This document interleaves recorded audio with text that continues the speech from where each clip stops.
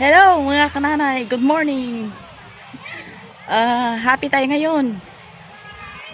Punta ulit tayo sa barkada po kami ni Sister Jean. Punta kami sa bayan. May asikasuhan lang siyang importante. Ngayon po mga kananay. Hello, Sister Juicy. Ito na po yung mga jacket na binigay mo sa akin. Ang ganda oh. Sagsaya tayo at maggawa ng mabuti para aani tayo ng mabuti.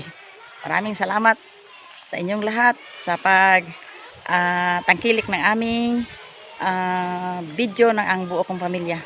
Sana'y kung ano kami ngayon na maayos ang kalusugan, ganon din po sa inyo. Tara mga kananay, share muna tayo, relax magpasyal. Pero pasyal with benefits. Maghahanap po ako ng mga lahi ng kamuti na magtanim ako po sa sako. I-try ko po na magtanim sa sako kung talagang laman po siya. Ayan po mga kananay, kasama kami nina Ambit. Ayan po mga kananay, tara na. At magbarkada kami. Sana'y kung ano ang pagpapala ng Panginoon gandun sa iyo, lalo na sa ating kalusugan mga kananay. Okay, po sa bahay ko. Ngayon po ay kanina po sumama ako kina Jean papuntang bayan para po hanap ng kamuti na baging na pantanim ko dito. Try po ako magtanim sa sako para dali madiligan. At yung sako po ay lagyan ko po ng butas. Yan. Kaya po ito mga kananay oh. May pang tusok ako na nasaksak sa kuryente. Aywan ang tawag nito sa inyo. Ito ay nalimutan ko na. Basta ito ay pag mag-init, nag-aaso na. Nag-ausok na. I-ano ko po ito sa sako. Yan. Pambutas. Yan. Yun. Ang baging ng kamuti.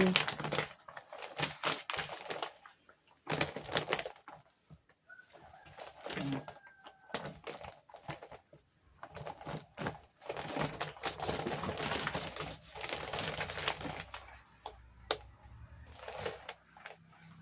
Natin over na.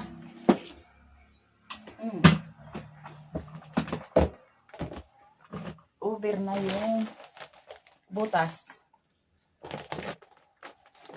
Mga kananay, hanggang sa nagtanda ako, hindi pa ako nakasubok ng ganito magtanim sa sako. I-try ko pong magtanim sa sako kung ano talaga, kung siya ay produce ng laman. Yan. Mamaya po ay lagyan ko po ito ng lupa. Sali ko po yung mga pataba. Yan.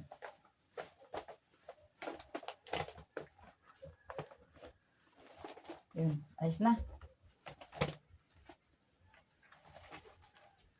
Experience mga kananay ang aking gagawin ngayong hapon. Kasi gusto kong magtanim sa kamuti. Sa baging ng kamuti. Ito po yung nakuha ko kanina sa bayan. Nagsama ako kina Ambit at Jean. Sakay sa kanilang motor para iwas pamasahe. Yan.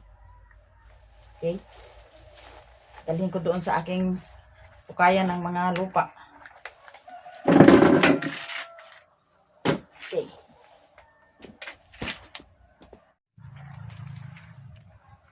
Mga kananay, mag-iipon ako dito ng lupa. Ilagay sa sako.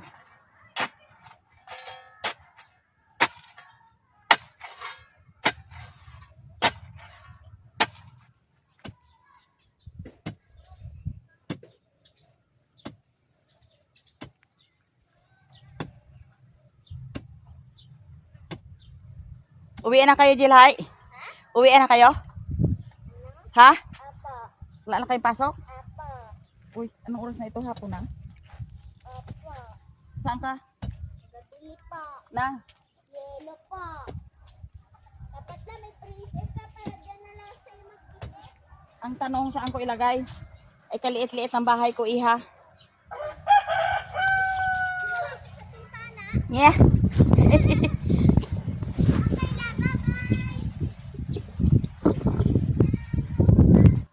sa amin mga kananay ay ano ng ulan.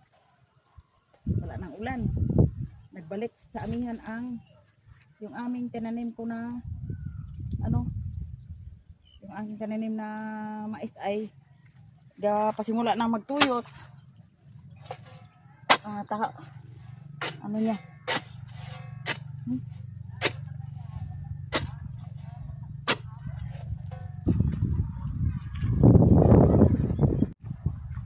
Haluan pa natin mga kananay ng ginayat na saging.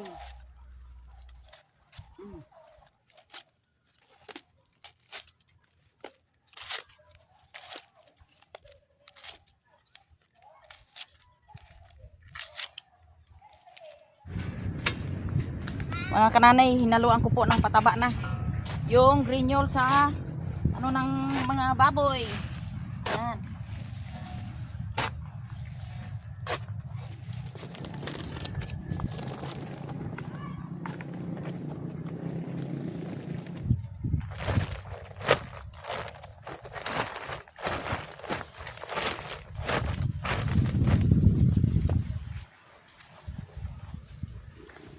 Yan po, at lagyan natin siguro natin ng tanim ng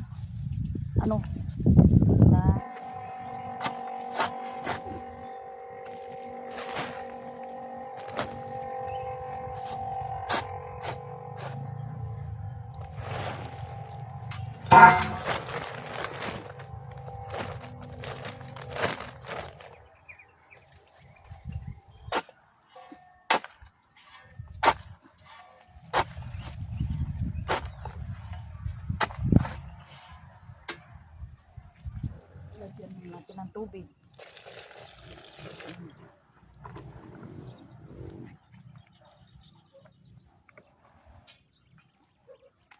Lagyan ulit ng lupa.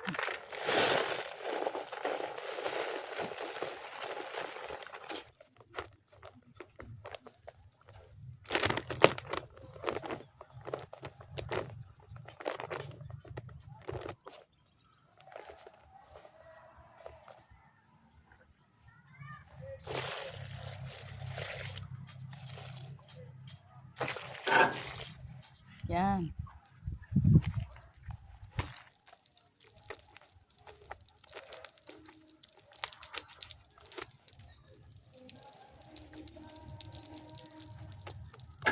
So mga kananay, ang eksperimento ngayong hapon, ngayong araw. Tingnan natin kung ito ay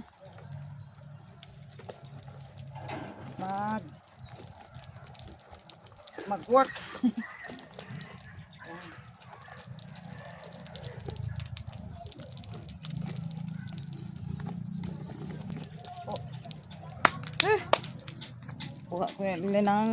Kuha ulit ng lupa.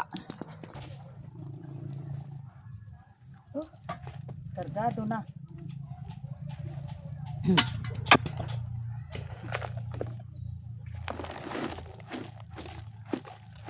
Yun.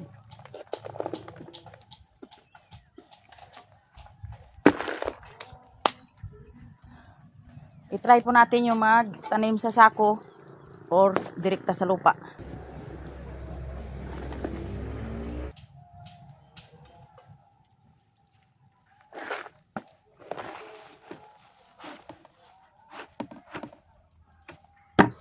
Nakaranas kami mga kananay ng ganito nang dahil sa bumili kami ng talbos dito ay sobrang taas ang presyo. Kahit sarili nilang talbos ay mataas pa rin ang presyo. Kaya kami ay nag-decide talaga na kanya-kanyang tanim ng ng gulay ng kamuti. Ayan. Ang aming climate dito mga kananay ay sobrang init. Grabe ang init dito na naman. Ilang linggo na, 2 linggo na ang init pagtapos ng ulan. Kaya andar kami dito sa dilig-dilig ng aming gulay para magdiretso lang ang sibol niya. At ngayon po ay magadilig na po ako.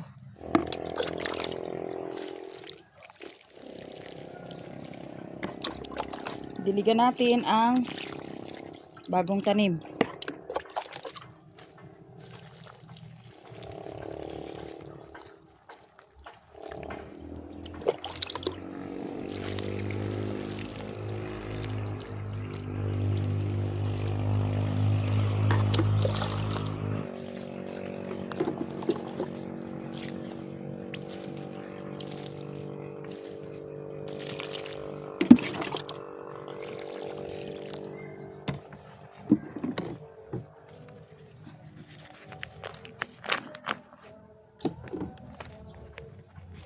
dahil sa sobrang tinding init.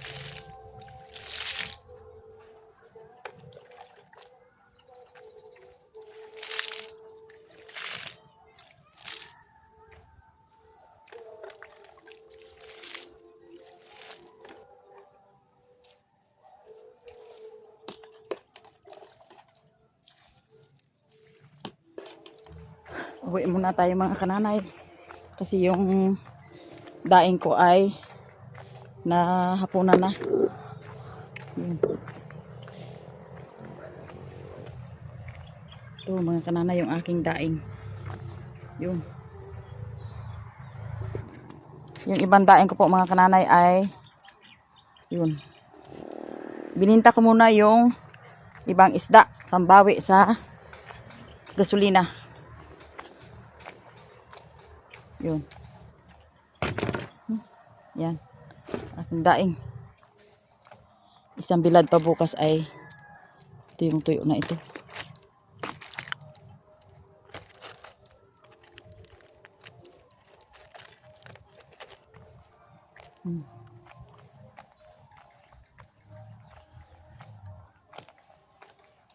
Yun. Ito na po yung ginawa kong tanim sa sako. First time ko mga kananay na nagtanim sa sako. Kung ito ako ay nagsubok po ako kung ito ay talagang magkalaman siya. Yun mga kananay. Oh. Yan. Yan. Try ko na magtanim sa sako. At ito po naman ay nagtanim naman ako dito sa lupa. Yan. Hanggang doon. Yan. Yan po. Ito po mga kananay yung huli ng fishing brother ng isang araw. Ang kaparte ko ay dinaing na lang. Yan. Pero ito po ay amin ding hati-hatiin mag-ina. Magpamilya. Yan. Yan po. Mga kananay, habang ako kanina tumatanim ng baging ng kamuti ay saglit muna kami sa baba at kinuha ko ang avocado, yung kaparte. Kaparte ko po itong mga avocado na itong matataba. Yan. Yan po, marami. Yung lahat ng mga anak ko ay may mga kanya-kanyang parte na. Ayan po. Ang avocado na ito ay talagang sadyang maligat siya. Lahi po ito ng Iloilo. Yan po. At hanggang dito na lang po yung aking mga trabaho ngayong araw. Like and subscribe kay Kananay Mercy. Thanks for watching mga kananay.